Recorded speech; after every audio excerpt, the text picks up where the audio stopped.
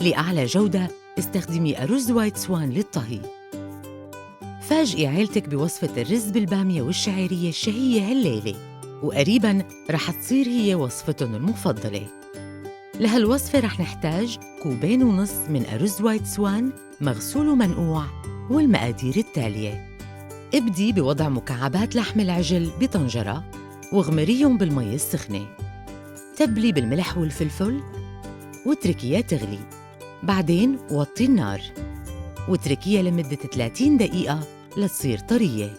سخني السمنة بطنجرة على نار متوسطة، اقلي البصل فيها، ضيفي الثوم وحركي ليطروا، ضيفي مكعبات لحم العجل المستوية، البندورة المفرومة، بعدين البامية والصلصة. ضيفي البهارات المشكلة وتبلي بالملح والفلفل. طبخيهم لمدة 15 ل 20 دقيقة إضافية لتصير البامية طرية.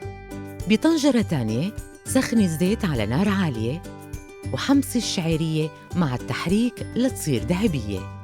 ضيفي أرز وايت سوان مع التحريك واغمريهم بالمي. ضيفي الملح ووطي النار. اتركي الطنجرة على نار كتير هادية لمدة 30 ل 40 دقيقة ليستوي الرز ويتشرب المي تماماً. قدمي الرز بالشعيرية وجنبه لحم العجل والبامية. زيني بالكزبرة الخضراء. طبق الأرز بالشعيرية والبامية الشهي صار جاهز لتستمتعوا بلذته. مع وايت سوان مائدتك ألوان. للمزيد من الوصفات الشهية تابعونا عبر مواقع التواصل الاجتماعي.